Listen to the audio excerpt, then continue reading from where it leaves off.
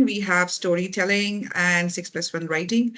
So we have Subhashini with us today. Subhashini is basically a teacher at TIPS. You know, she's a grade 4 teacher. She's a grade 5 teacher. She's been handling with us for so many years, almost a decade with TIPS. And she's a wonderful storyteller, story narrator. She does it for within the school. She does it outside the school. She has an expertise. She has also done various courses in that. So she is here to share her expertise, her experiences with the students, with outside people, how story narration can be a wonderful way to inquire, support students with inquiry. And then again is about 6+1 writing a technique. It is wonderful writing technique, which we use in our school with our students. So even she uses it, and she has done already various training workshops on this. And she's again here with us to share how you can take it back, how story narration, how those writing can really help students express their thoughts, express their views, and articulate their learnings in a better way so that they can share what they want to in a best way possible. So without much ado, it's 10 o'clock. I hand it over to Subhashini to take you forward for next 90 minutes with this. Yeah, Subhashini. happy morning, everyone. Thank you, Thanu ma'am, for the beautiful introduction. Happy morning, everyone. Are you all excited? I'm really excited to share the best practices that I followed all these years. Yes, this is me. I began my career here in TIPS, and this is my 11th year, almost a decade over. And I'm a passionate storyteller, budding storyteller, and I'm here to share the knowledge that I have. Hope it would be definitely useful for you. Yeah. So making stories and storytelling interactive, the power of storytelling. Before we begin to this, I would like to start this with a quote. My favorite quote, I would say, after nourishment, shelter, and companionship, stories are the thing we need most in the world. Do you all agree? Other than this, we need some entertainment, right? So stories are the one which could give all these things, either through books or movies, or even through talking. We tell stories every day to our friends, family members. So stories are the one, like, most after nourishment and shelter and companionship. One more thing is, if history were taught in the form of stories, it would never be forgotten. Do you all agree? So, like, if we were taught in the way that our teachers had told stories about World War I, World War II, and all those things, definitely those things would have not forgotten. So I always, I get inspired with this quote. So I always try to connect any kind of learning through stories. And I want you to use your fingers for some time. Like, what does this word story mean to you? Can you just type a few words, your opinion, your perspective about story in the chat box, please?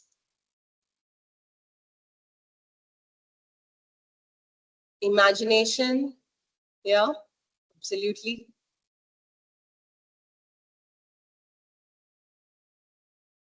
Anything else? Like, what do you know? To store information, expression, creativity, happiness, yeah, moral values, culture, creative thinking, curiosity, way to connect. Of course, yes. Stories can be connected to everything that we could imagine. Yes, so that is the power of story. To connect personal experience, our dreams, version of our dreams, happy moment, creative way to communicate. Of course, there is no age limit for stories. Any person, right from the kid to the old age people, are fascinated to listen to stories. Yes, creative way to communicate. Yes, agreed. Thank you all very much.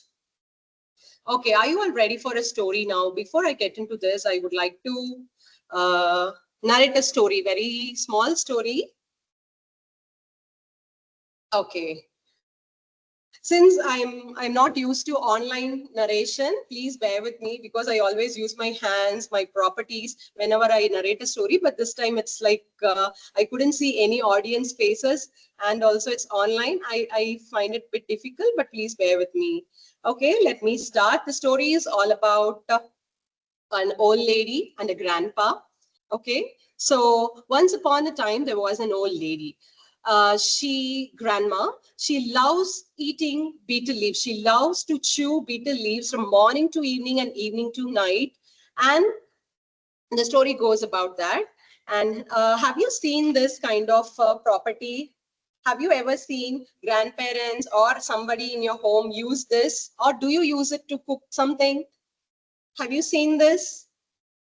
What is this? Can someone name this property? Mortar and pestle. Mortar, Yeah. yeah. Mortar and a pestle. Yes. Okay. So in the story, the grandma is very, very, connected to this pestle, mortar, and the betel leaves. She always have this in her hand from morning to evening, evening to night. She does this.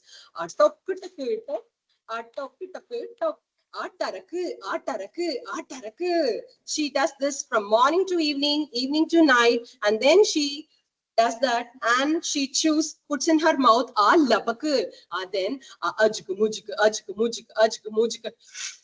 she chews it all day long, and this noise was a trouble for the grandpa. He couldn't say anything because she is his wife. So, morning to evening, evening to night, grandma used to do this, and grandpa was really irritated with this noise, but he couldn't say anything to the lady. So he ran out of the home one day because it was too noisy for him, and he reached the teacher, because they think teacher in the town is one of the wisest person, and the teacher's name is Velayuda. He went out to Velayuda's home and screamed, "Teacher, Velayuda, teacher, Velayuda."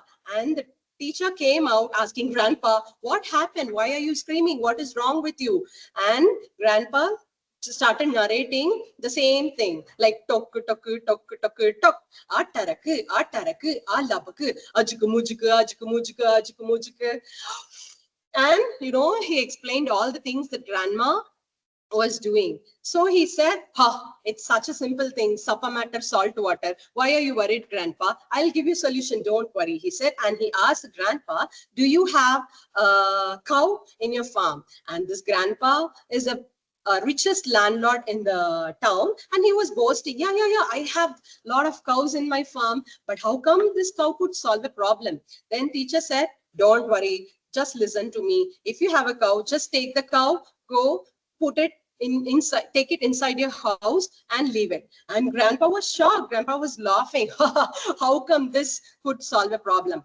But still, he believed that the teacher is the wisest person in the town, and he agreed, and he went to his farm and he called his cow. He took the cow, hey, and he took the cow into the house and he tied in the windowsill. And one side, grandma was with tok tok tok tok tok tok tok, ataraku ataraku alabaku ajuku mujuku ajuku mujuku ajuku mujuku. The grandma was one side, another side. The cow was so scared and it started screaming moo, moo all day long. And now the problem was more bigger than the previous one, and he couldn't bear the noise for the whole day. Then again he ran to the teacher, then called, "Teacher, Velayuda, come out, please. I'm really in need of your help." And again the teacher came out. He said, like, "What is your problem now?" And okay, I'll go a little slow. Then the teacher came out of the home, and then he asked grandpa, "What is your problem?" Again, he said, "One side, the cow is making a noise. Another side, my wife is making a noise. How come this could solve a problem?" Then he said, he was thinking for a minute, and he told, "Do you have a horse in your farm?" "Yes." Then grandpa was again laughing. How come a horse could solve a problem? Then again, the teacher asked, "No, tell yes or no. Do you have a horse in your farm?" Then grandpa said, "Yes, I do have a horse in my farm. Please take the horse, tie it in your home." And he was really confused, but without speaking anything, he walked to his farm. He took a horse and he took it to his home, tied it in another side. Now, one side grandma, another side cow, and another side the horse. Everybody were making a noise. This time the grandma was with tok tok tok tok tok tok. Ataraku, ataraku, alabaku, ajuku mujuku, ajuku mujuku, ajuku mujuku. And another side, the cow, moo, moo, all day long. And another side, the newcomer horse, So all these three sounds again, grandpa was annoyed, but he was really helpless. Again, he doesn't have any other solution. So again, he walked back to the teacher's home and he screamed, "Teacher, Velayuda, please come out of the home. Help me, please." He screamed. Again, the teacher came out of the home, asked grandpa, "What is it now?" Then he said, "These are the problems. Again, I want a solution." Then he was thinking for a minute, and now can you predict what has happened? Any prediction? Any guesses?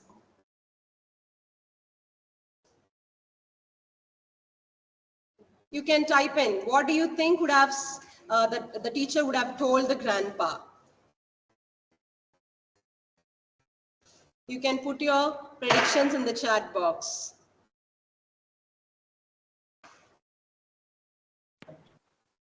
Send the horse and cow back. You should use it to buy now. Okay. No. Any other prediction?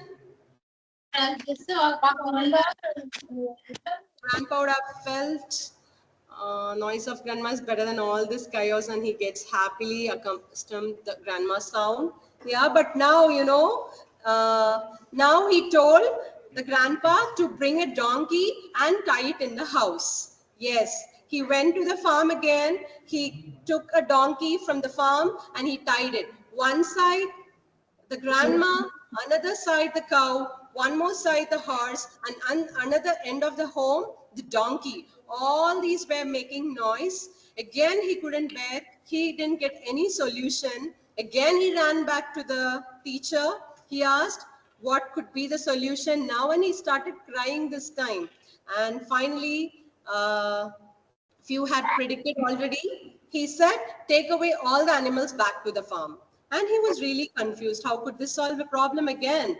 And but without asking any question further, he moved to his home. He took the cow out, then he took the horse, then he took the donkey out of the house, and now only it was grandma. But now, this time, the noise of the grandma doesn't seem very irritating. Now it was so pleasant. Tok, tok, tok, tok, tok, tok, tok. ஆட்டரக்கு ஆட்டரக்கு ஆலபக்கு ஆஜுக்கு மூஜுக்கு ஆஜுக்கு மூஜுக்கு ஆஜுக்கு மூஜுக்கு. So it was that way. He understood that compared to other noises, grandma's sound is the best one compared to all other animals, and he accepted it. So it's over. It was written by Raghunandan, and she's one of the best storytellers. You could listen to her other stories as well. She's my favorite storyteller and the author. She's from Tamil Nadu, and you could visit Google her stories if you want to hear more about Jiva ma'am. Now, after narrating a story, you always can play this hot seat. Hot seat is one of the most interesting game. You know, have you ever played this game? Any one of you could explain what is hot seat? Okay, hot seat is nothing but after narrating a story or after reading out a story to the children, you can ask any one of the volunteers to come sit on the hot seat, and they can pretend like one of the favorite characters from the story, and they'll be sitting on the chair, and the audience can ask any question so that the person sitting on the hot seat should answer in such a way. For example, if you from the story that we listen now, if we ask me to go and sit on the hot chair, I would be acting like a grandpa, and you can ask any questions to the grandpa. So I will be answering in the mode of grandpa's perspective. So this would definitely help students to develop their questioning skills, and also the person who is sitting on the hot seat will come up with creative answers. So this helps both the learner, the listener, and the hot seater. So this is one of the most favorite activity that I would always do after finishing a story narration. And also after narrating a story, you can ask children to connect to any things that you wanted to. For example, in our IB, we always connect to the learner profiles, key concepts, skills. Once after narrating a story, I make sure that they are able to connect to certain learner profiles, certain key concepts that was addressed in the story, and skills that were all displayed by the characters. So this helps the students to understand, make a lot of connections to their IB, learner profiles, key concepts, and the skills. And also, one more interactive activity. We all narrate stories to the children, or we do read aloud. I know most of us do that just by showing the front cover and the back cover of the story, asking them to predict what it is. There are few other ways where children can predict the story. First, just giving the title, predicting, just put the title on the board, don't say anything. Now the title is No More Noisy Nights. What do you think the story would be all about? Any predictions? Now put down your predictions here. Okay, it's all about the nightmare. Okay, maybe about snoring. Okay, something about the horrors and thrillers. Yes, it is. No one in the village, or maybe people are deaf. Okay, interesting prediction. Robbery taking place. About a haunted house. Very good prediction, Madhu. Okay, so you can ask people, students, to come out with just putting the title, not showing the front cover and the back cover. Just put the title. They will come up with so many different perspectives, and this will always trigger curiosity. So another thing is predicting through words without showing anything, the front cover, back cover, the title, nothing. Just pick up interesting vocabulary from the story and display it all over the board and ask them to predict what would be the story. Now, can you see the words peak, attic, unpack, lullaby, basement, toy train, boogity woogity whoops, ghost, tiptoed? What would be the prediction now? Can you see the slides?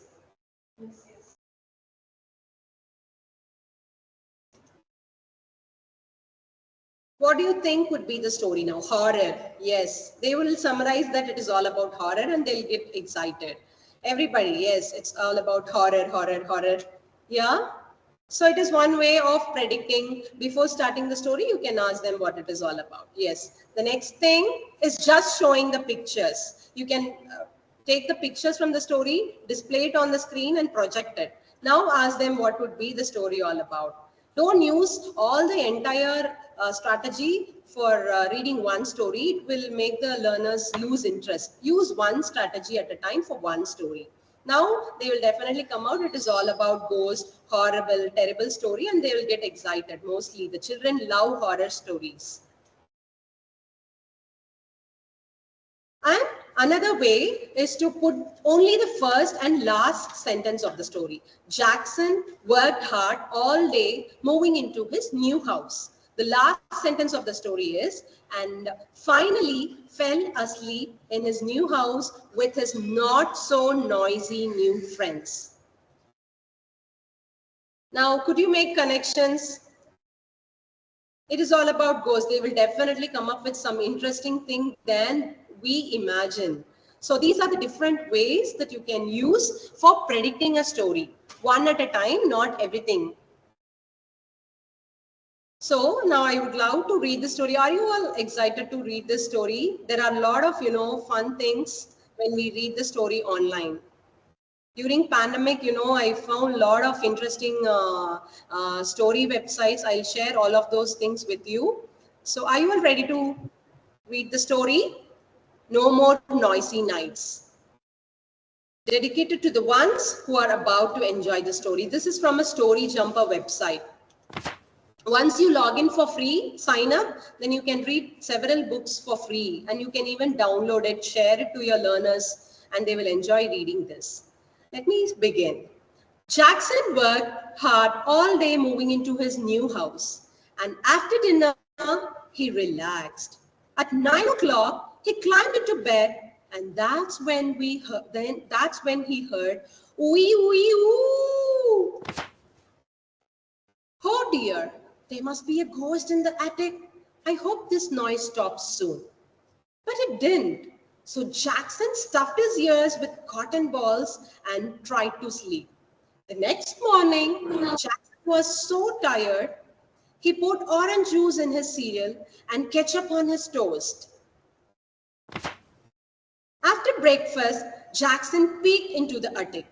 I'm sorry to disturb you, Mr. Ghost, but can you please stop wooing all night? I would like to sleep. Wait, I'm sorry, said the ghost. But what else can I do? Let me think about that, said Jackson. Jackson thought about it all day while he unpacked. Now tell me, if you were in Jackson's position, what would have you done to stop the ooey sound all day night? Any predictions? If you were in Jackson's position, what would have you done to stop the noise? Call an exorcist, okay? Anything else? What are the other ways? Come on, we're all creative person. Keep cotton in my ears, okay? But it is not a permanent solution. Investigate the sound, make friends with the ghost. Okay. Okay, you would have asked any favors or wish. That's great. Okay. So the same way he was thinking. After dinner, he put a box on the attic floor. Then he relaxed in his favorite chair. And at 9 o'clock, Jackson climbed into bed. That's when he heard boogity woogity woo. Oh dear, Jackson said. There must be a boogie monster in the basement. I hope this noise stops soon. But it didn't. Another one. Now is the next one. So he stuffed his ears with cotton balls, pulled on his thickest ski cap, and tried to sleep. The next morning, Jackson was so tired he could barely open his eyes to pick out his clothes. After breakfast, Jackson tiptoed down the stairs. Sorry to disturb you, Mr. Monster, but could you please stop boogity woogity wooing all night? I need to sleep. Boogity woogity whoops, said the boogity monster. But what else can I do? Let me think about that, said Jackson. Jackson thought about it all day while he unpacked. After dinner, he left a box at the bottom of the basement stairs. Then he relaxed in his favorite chair, and at 9 o'clock, he climbed into bed. That's when he heard pling, pling, plunk, plunk, pling, plunk, pling, pling, plunk. And oh dear, said Jackson. There must be a pixie in the piano. I hope this noise stops soon. But it didn't. So he stuffed his ears with cotton balls, pulled out his thickest ski cap, wrapped his pillow around his head, and tried to sleep. The next morning, Jackson was so tired. He washed his face with toothpaste and brushed his teeth with soap. After breakfast, Jackson peeked into the piano. Sorry to disturb you, Miss Pixie, but could you please stop plink plunking all night? I really need to sleep. Plink plunk, pardon me, said the piano pixie. But what else can I do? Let me think about that, said Jackson. Jackson thought about it all day while he unpacked. After dinner, he put some sheet music on the piano. But he was too tired to relax in his favorite chair, so Jackson climbed into bed. That's when he just barely heard the gentle thud of puzzle pieces, the quiet chugga-chug of a toy train, and soothing sound of a pixie lullaby. Jackson sighed. He closed his eyes and finally fell asleep in his new house with his not so noisy friends. That's the end. How was the story?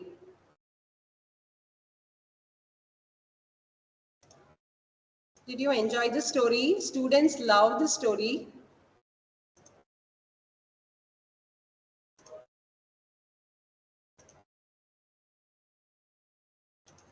And after, sorry, one second.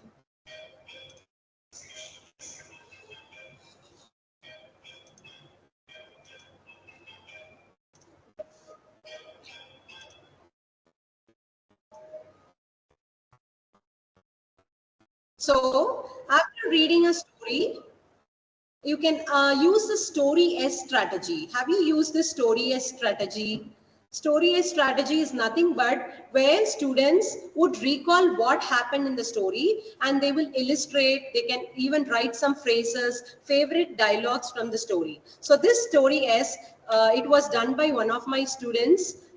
After listening to the story, he illustrated the entire story in the story yes. So this helps students recollect all the sequence of the story and it helps them to work on their drawing skills, recollecting the phrases that was used continuously by the characters in the story. So story is also loved by students and they enjoy the story as strategy. You can try using the story as strategy after you do a read aloud session in your classroom. And how storytelling transforms the classroom. We think that stories are only for fun and all those things, but stories can play a major role when it comes to connecting to science concepts, social concepts, even with math and English. We can do a lot of direct connection with story. So I always connect stories to my unit of inquiries. This is one of the story, Letter to the Mother Earth. This was from Story Weaver. It's an online website and we dealt with climate change. And this is one of the beautiful stories where animals write letter to each other animal seeking for their presence or checking on them, what happened, why the animals are not able to find anywhere. They have some beautiful conversation among themselves. It is one of the beautiful stories that I ever read related to animals and letter writing. So you can integrate letter writing and also the emotions of animals and also how human beings are related in disturbing changes in animals' life because of the climate change and all those things. After reading the story, the students wrote beautiful letter to the Mother Earth. So it was really making good connection, and we winded up the session, the unit, taking this as an action. Like they promised that they would take some actions regarding stopping the climate change. So stories always can make beautiful connection to your science or social or English and math concepts. And another one, this is also from Story Weaver, Amachi's Amazing Machines. Okay, there are a lot of series with this Amachi. It is a very, very funniest story. Students would love reading Amachi's stories. There are so many series related to this grandson and the grandma. And this was used during one of the units to integrate what is meant by simple machine and all those things. And students, after learning about that, they investigated and they found a lot of simple machines around their classrooms and in the home. And they also made one at the end. So stories, because of stories, they found it interesting and they started making projects like how Amachi has created simple machines to solve simple problems at home. So students were also telling at the end, ma'am, I made this to solve the problem in my home, and it was really interesting. And this is all about storytelling. Storytelling plays a major role in the teaching process. So try to integrate a lot of stories in your teaching curriculum. So it will be really fun and it would be easy for you to integrate any big concepts in your teaching. And these are the 5 websites where you would find a lot of interesting stories for your children. Story Weaver, Get Epic, stories to grow by, Storyberries, and Storyline Online. Storyline Online is my most favorite, where people come and read out stories, and they're all foreign actors and actresses. So they do the storytelling in a one interesting way. Children would love to listen to their stories every day. Now, then how storytelling and writing can be integrated. We all believe that LSRW skills are very important.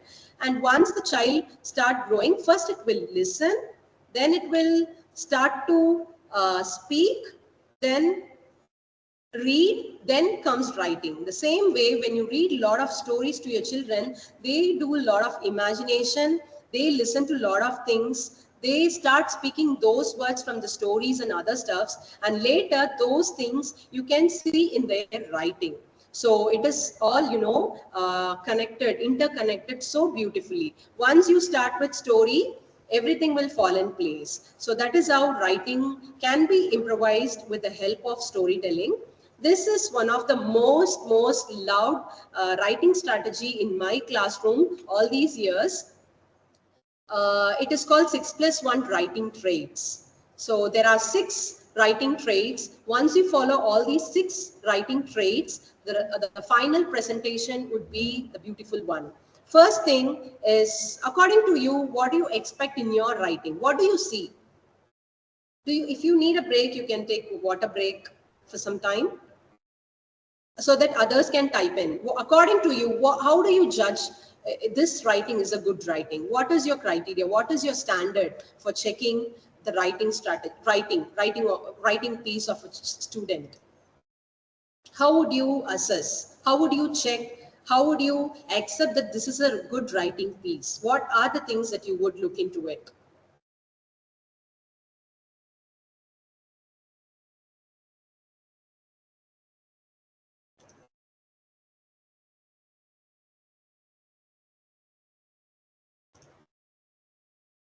Creativity, how? Okay, sentence structure, punctuation, all those things, grammar, everything. But you know what we most of the time do? We just give them a topic, then we ask them to come on, write about it. What do you know about it? But you know, if we take it through this step-by-step process, definitely the end of the writing would be really appreciable. So you can try this 6+1 writing traits in your classroom. I will explain each traits and how to take it forward in your class.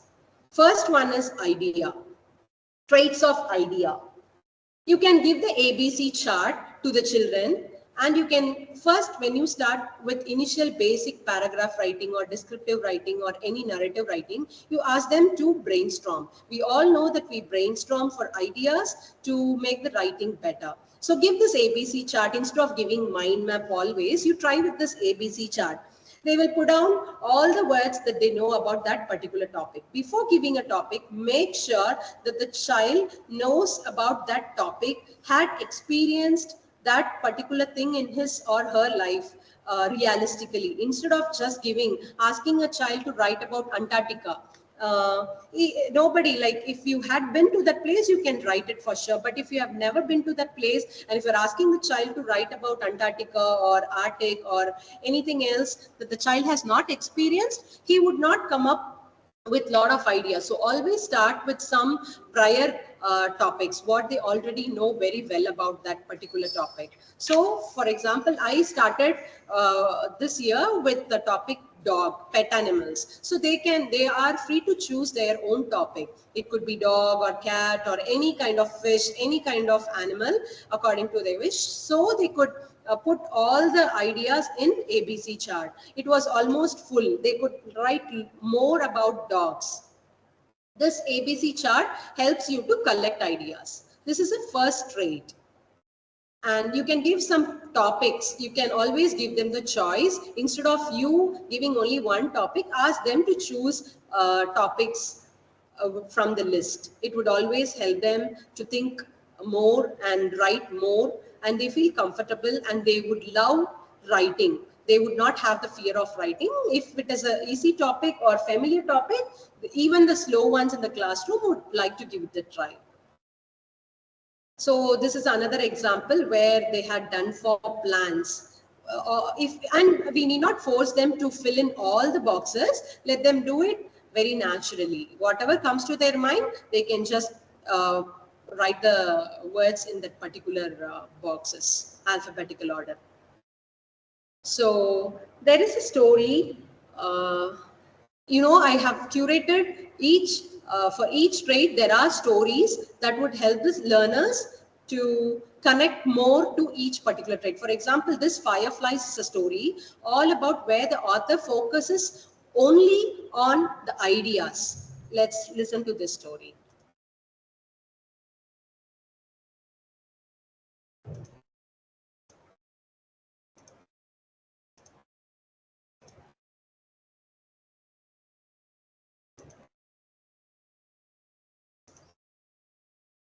Please tell me if it is visible. Is it audible? Fireflies by Julie Brinklow. On a summer evening, I looked up from dinner through the open window to the backyard. It was growing dark. My treehouse was a black Is it audible? Yes, continue. Okay. Yes, ma'am. tree, and I wouldn't go up there now. But something flickered there a moment. I looked and it was gone. It flickered again over near the fence. Fireflies. Don't let your dinner get cold, said Mama. I forked the meat and corn and potatoes into my mouth. Please, may I go out? The fireflies. Mama smiled and Daddy nodded. Go ahead, they said. I ran from the table down to the cellar to find a jar. I knew where to look, behind the stairs. The jars were dusty. I polished one clean on my shirt. Then I ran back up 2 steps at a time. Holes, I remembered, so they can breathe. And as quietly as I could, so she wouldn't catch me dulling them, I poked holes in the top of the jar with Mama's scissors. The screen door banged behind me as I ran from the house. If someone said, "Don't slam it," I wasn't listening. I called to my friends in the street, "Fireflies!" But they had come before me with polished jars, and others were coming behind. The sky was darker now. My ear rang with crickets, and my eyes stung from staring too long. I blinked hard as I watched them. Fireflies. Blinking on, blinking off, dipping low, soaring high above my head, making white patterns in the dark. We ran like crazy, barefoot in the grass. Catch them, we cried, grasping at the lights. Suddenly, a voice called out above the others. I caught one, and it was my own. I thrust my hand to the jar and spread it open. The jar glowed like moonlight, and I held it in my hands. I felt a tremble of joy and shouted, I can catch hundreds! Then we dashed out, waving our hands in the air like nets, catching 2, 10s, hundreds of fireflies, thrusting them into jars, waving our hands for more. Then someone called from my house, "It's time to come in now," and others called from other houses, and it was over. My friends took jars of fireflies to different homes. I climbed the stairs to my room and set the jar on a table by my bed. Mama kissed me and turned out the light. I caught hundreds, I said. Daddy called from the hallway. "See you later, alligator." "After a while, crocodile," I called back. I caught hundreds of fireflies. In the dark, I watched the fireflies from my bed. They blinked off and on, and the jar glowed like moonlight. But it was not the same. The fireflies beat their wings against the glass and fell to the bottom, and laid there. The light in the jar turned yellow, like a flashlight left on too long. I tried to swallow, but something in my throat would not go down. And the light grew dimmer, green, like moonlight underwater. I shut my eyes tight and put the pillow over my head. They were my fireflies. I caught them. They made moonlight in my jar, but the jar was nearly dark. I flung off the covers. I went to the window, opened the jar, and aimed it at the stars. Fly! Then the jar began to glow, green, then gold, then white as the moon, and the fireflies poured out into the night. Fireflies, blinking on, blinking off, dipping low, soaring high above my head, making circles around the moon like stars dancing. I held the jar dark and empty in my hands. The moonlight and the fireflies swam in my tears, but I could feel myself smiling. The end. Thanks for listening. Yeah, so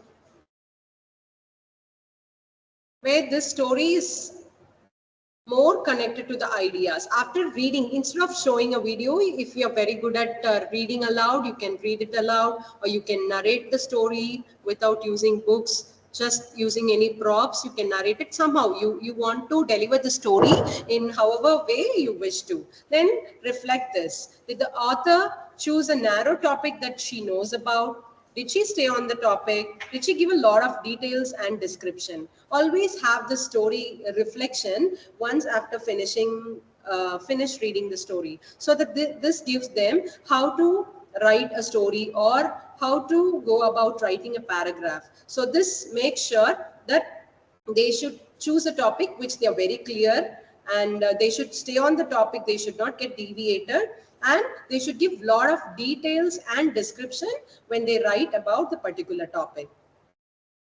And as a homework, you can try the same day when you start the mini lesson in your classroom, try to give these kind of writing journals as your homework task, so that they could make a lot of connections. One, you do it at school, and one, you do it at home. Simultaneously, if you take it, this would give definitely a better clarity. Write about one event or activity you did over the summer break.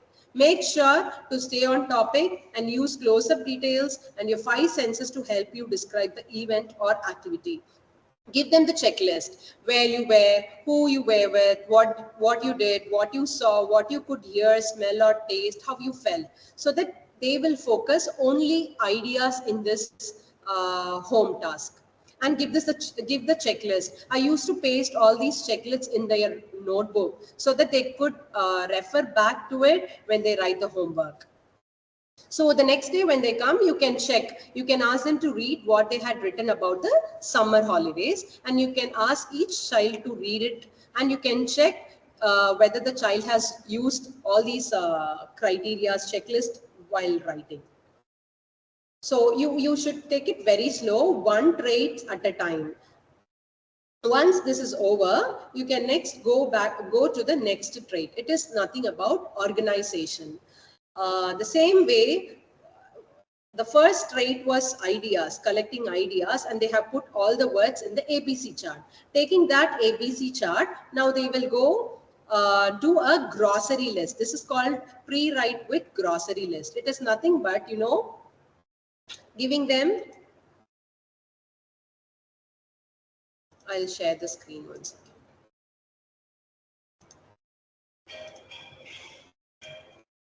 See, for example, they have done this for a fall season. The author or the writer has written all the ABC, all the ideas in the ABC chart. Then he or she has written everything in one single file. Listing details. This is called listing details. After writing all these things, you are going to organize this like a grocery list. For example, if it is all related to fall season, group the details. For example, if it is all related to leaves, put 111 over leaves, color of the leaves, the texture of the leaves. Then if it is about the fall season's weather, put number 2 over all the words that is connected to the weather condition. And if something related to the food that the people used to eat during fall season, number it as 3. So later, after writing all the ideas, they will group them. Then they will label it finally. For example, 1 will come under leaves. Category 2 is all about weather. Category 3 is all about the activities or events that they would do during the fall season. And the 4th one is food, that the food that they would eat during the fall season. So this gives them to organize the data. When they want to write first paragraph, they can write about something. In the second paragraph, they can write about the weather. In the third paragraph, they can write about the activities. And in the fourth paragraph, they can write about food. So this helps them to organize their data very clearly. So you can ask a student to do for their chosen topic. Now, this is another example where for the plants ABC chart, from ABC chart, they have organized the data according to 3 categories: parts, what are the kinds of plants, and what they need to grow well. And this is my student work, where after pre-writing with the grocery list numbering, then he has categorized under different categories. And example, behavior, accessories used by the dog, the roles played by dog, personal experience with dog, the food that the dog loved to eat, the responsibilities of the dog, and responsibility of a person how to handle a dog, then the appearance of the dog. Once he curated all these data properly, he can easily write the paragraph. That would be very easy for the child to write the paragraph with all these words and the way he organized the stuff. And there are stories for all the traits. I would share you all the links so that you can look into it later. It would be, taking a lot of time if I play all the stories for all the traits connected. Then after doing the grocery, pre-write with grocery in the classroom, you can give them a home task that evening, asking them to write about how you get ready in the morning. And give the criteria, like they should stay on the topic, put your ideas in an order that makes sense, describe close-up details, have a beginning, middle, and end. This would help them to understand how to organize, how to write by organizing the data. So the same way, for each trait, you can give the checklist, and the next day when they come back to class, you can ask them to read it aloud in the classroom. Then you can check if all these criteria are satisfied. Then the third comes the traits of voice. Children will easily come up with ideas and organization. But when it comes to traits of voice, they suffer a lot. They need a lot of practice. They need a lot of time to work on this traits of voice. For that, you have to give them a lot of exposure. You have to read them a lot of books connected to traits of voice. For example, see the emotions of the author used in the writing. It is kind of more like show, don't tell. It is that way. For example, read this. I would rather do anything than have music class. Have you ever had something you would rather do than something you don't like? Well, I do. I would rather mow all of Asia than have music class. I would even mow every teeny tiny little bit of grass on the continent. I would go without eating my favorite food, which is chicken and noodles. I would suffer rather than have music. I would rather get punched in the stomach by a football player than is really, really strong than have music. There are a lot of other things I would rather do than have music. I really don't like music because we have to play recorders.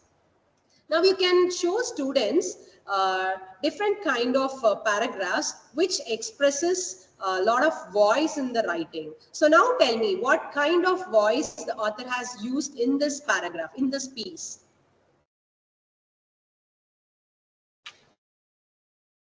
Find out what kind of voice the author has used, what emotions are easily visible.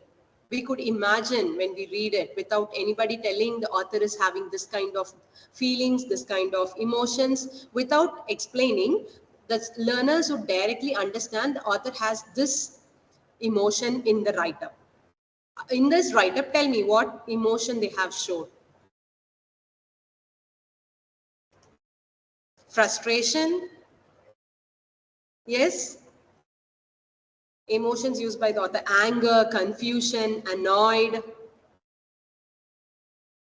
Yes, absolutely. So it is like the author doesn't want to attend music class. Instead of that, he is ready to do anything. So it shows that he is irritated, he is annoyed, he is disgusted. So like the feelings, emotions are easily put in words without he telling that I am angry, I am irritated. Without using all those words, beautifully the author has put his emotions. We should make the learners write this kind of passages. It will not come automatically, only with lot of practice and lot of read along sessions. Only then the learners can come up with this voice, this trait of voice. They feel it bit difficult. And you can give them a lot of things like voiceless to voiceful. For example, see this: good luck, shadow, keep flying, little butterfly. If once the author has revised this using voice, when I figured out I had to let you go, shadow, I was heartbroken. I hope you are safe. Be careful, be hopeful, keep going. So the revision above was taken from a second grader's letter to her caterpillar turned butterfly on the day she released it. What kind of emotion the author has showed?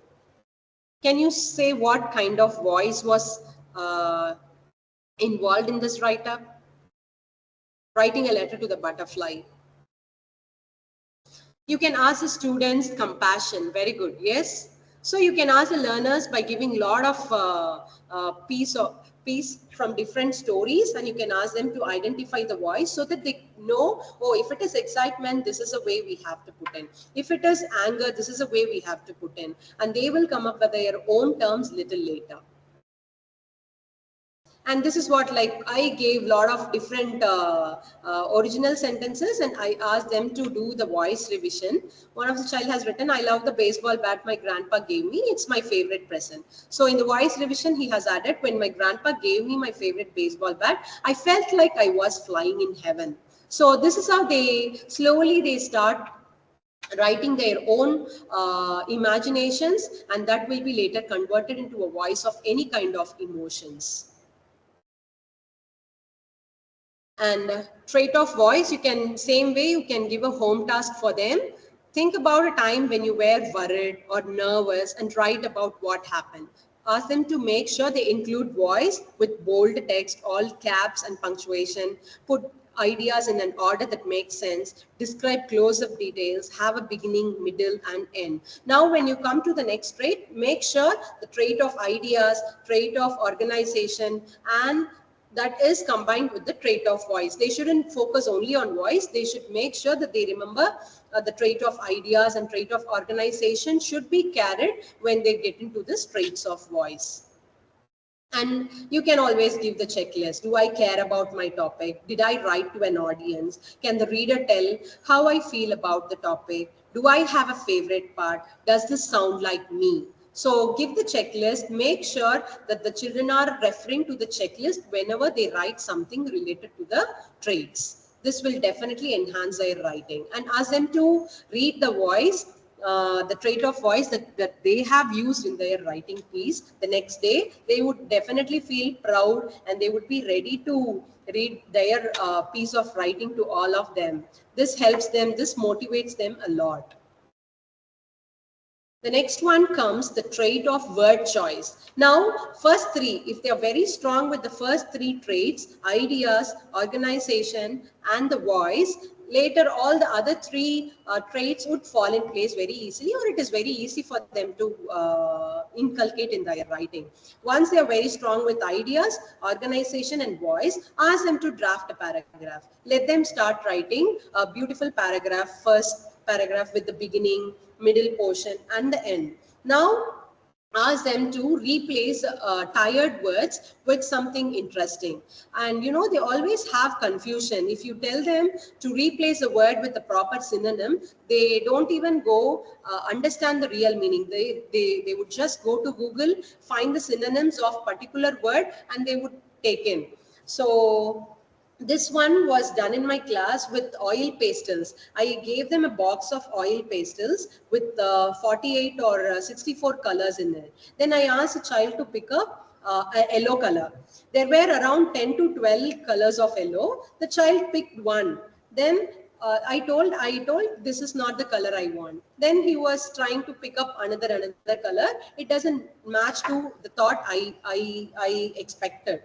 So I told the children, same way, when you want to pick up words, you blindly go to Google, you Google it and randomly pick up the synonym words and you put in. That's not the way. You have to know what is the author's intention, what was the author's ideas, what was the author's emotion, then pick it according to the emotions. Then they understood that they shouldn't randomly go to Google or any other websites to find the synonyms. They understood that they have to find the literal meaning, and for that they have to find an alternate word. So giving them a word list would definitely help. I often give them a particular verb, for that what are the other words, wow words that could be used instead of that particular word. And we used to have quiz kind of thing in our classroom. So they come up with, instead of grade, they would come up with different words that they can use, and in that also they should understand which word would be appropriate for their writing. It's not like breathtaking can be used for all the passage. It should be like when they describe nature or something beyond imagination, they could use the word breathtaking. So they should know when and where to use the word and how to find the synonyms for that particular verb or particular word. So this also, with a lot of practice, they would learn to write different vocabulary words instead of using the tired words. So now can you try better words for get, set, strange, short, dirty, young, old, fast, slow. You can choose any one particular word, and I want you to give me different synonyms, best words, not the tired words. I want something different. I'll give you 5 minutes time to do this. You can use the help of Google or anything, or you think, and what are the other words that could be used. Give me at least 3 words for any one of the displayed words. Looked, gazed, yes.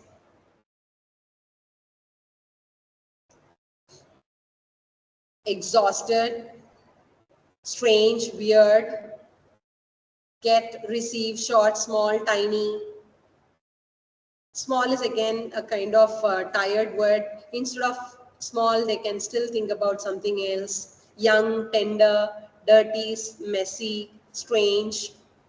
Okay, so when you have these kind of quizzes in your classroom, these words, the tired words will be vanished from their mind and all the new vocabulary words will be registered. So this is how everyday practice only helps them to come up with a lot of different vocabulary words. We can't in a day asking them to write a lot of new words. It's really difficult. It should be everyday practice. Tiny, fine, little, for the word small. Get, fetch. Yes.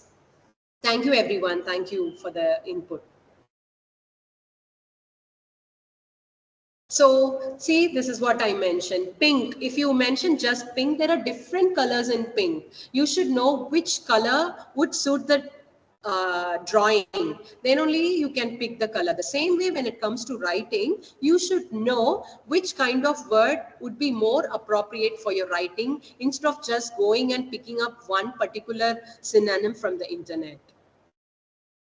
So you can give them a lot of better words for this. You can take a printout of all these words and you can stick in their notebook so that they keep referring to all these words. And only through quiz and classroom activities, all these words will be getting into their mind. One day if you ask them, then that's it. They will not follow anything.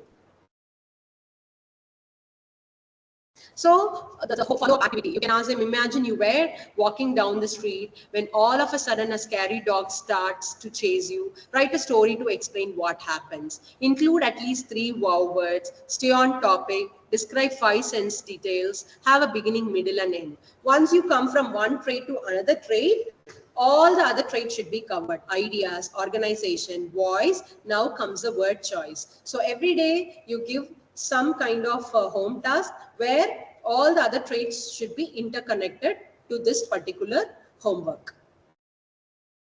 Also give the checklist. Did I use any juicy or wow words? Did I use strong action verbs? Did I use specific nouns? Did I use words that describe the 5 senses? Make sure they always connect to senses while they write. It gives a lot of personal connection in their writing. So the same way, ask them to come to the class next day, ask them to read about what they have written, and make sure that the checklist is all marked properly. And appreciation would always make them feel better and they would write more the next day. Next come the trait of sentence fluency. Sentence fluency is like, it shouldn't be monotonous with the same kind of short sentence or medium sized sentence or long sentence. It should be a mixture of short sentence, medium sentence, long sentence. It should be a mixed combo so that it would be easy. When you start the traits of sentence fluency, you can simultaneously start teaching them the compound sentence, complex sentence, simple sentence. Once they are clear with that, then sentence fluency will automatically fall in place. It's not a big deal. So first three traits are the very important, very tough to do. Once those three traits are understood clearly, then the rest of the other three traits are very easy for them to follow. So the original, I would like to read this for you. Winter tunnels. My brother and I made snow tunnels. My brother's tunnel got broken. He thought I broke it. That's when it started. He ambushed me with snowballs. They flew through the air like jets. I slid in my tunnel. I got hit and got angry. I crawl out and throw ice at him. He catches the ice and throws it back. Snow was dripping down my shirt. Eventually, I lose and go back inside.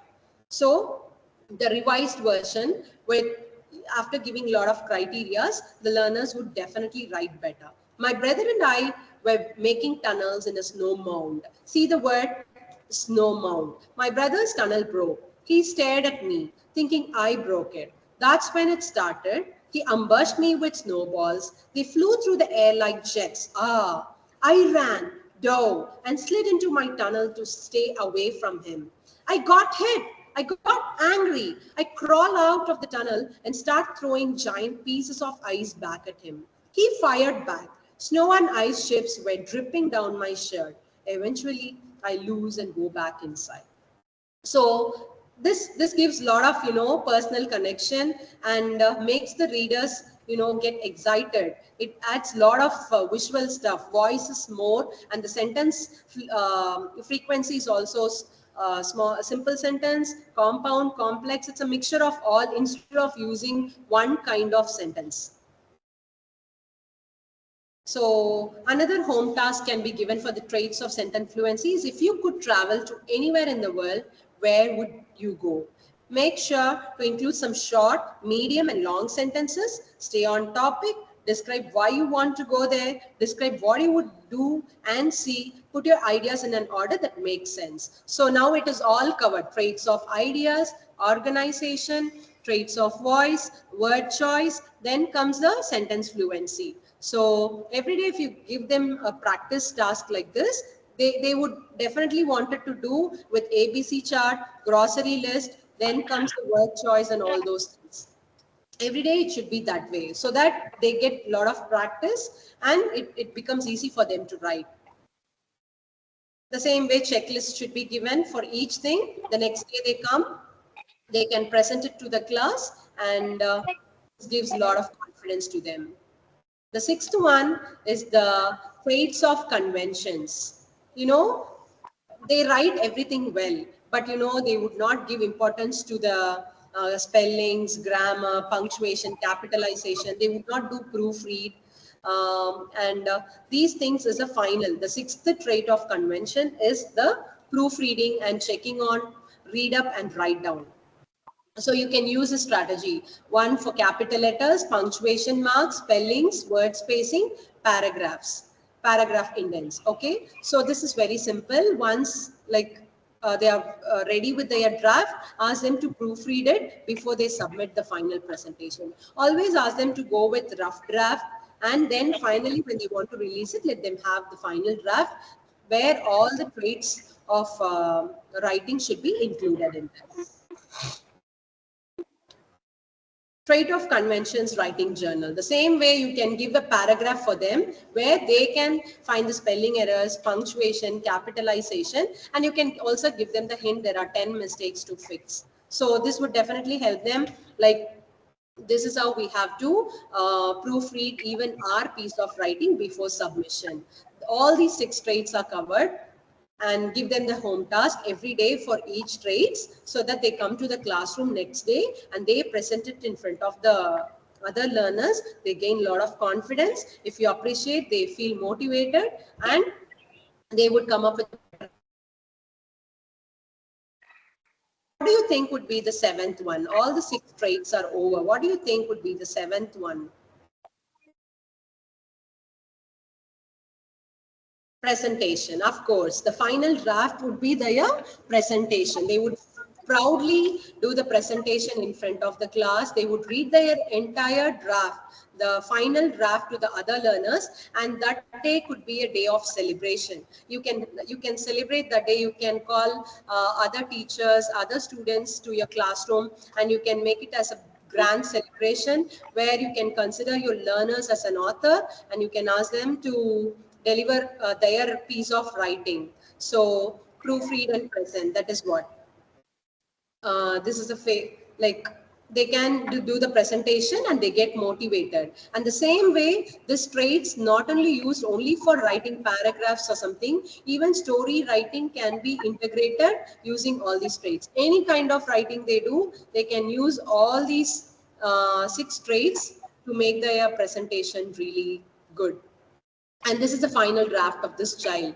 So see, they have collected only little bit of ideas. After organization, he has made into so many different paragraphs, and it was an absolute pleasure for me to read the child's write-up, the final presentation. I would always eagerly wait to read their final draft, and that would give a lot of pride as a teacher. And the child will also eventually feel very proud when he releases, when he shares his final draft with others. So instead of 6+1, like only using ABC chart, we can also go with however they want to curate the ideas with mind map, any kind of strategy you can use. Nothing like it is, this is the way you have to do, that is the way you have to follow. Nothing. It is like curating the ideas is the very basic thing. Once the ideas are curated and organized, everything will fall in place. And this is the book where I collected a lot of details, 6+1 writing traits. I like to thank Ms. Humera, our PYP coordinator. She was the one introduced this to us. And from then I fell in love with the 6+1 writing traits, and my students also love the 6+1 traits a lot. And this is how you can integrate, like connect storytelling to 6+1 writing. See, whenever you do a story narration or whenever you do a read aloud session, you can always connect, ask the children what trait is used, beginning, middle, and end. It is the trait of organization. How the characters are portrayed in the story. They will come up what kind of voice the character had, what were the ideas. It shows the personality and the strong character idea. So with all these traits, you can connect to storytelling. After storytelling narration, you can ask the students to connect which portion represents the idea, which portion represents the trait of voice, what kind of emotions were used, what kind of language, what word choice, what kind of message was conveyed through the story. Always make connection and try to integrate a lot with storytelling or story reading, anything, so that their writing becomes very better. And this is all about the session. And thank you so much. And could you please scan this and you can put in your feedbacks. It would hope you like the session. I hope it is useful.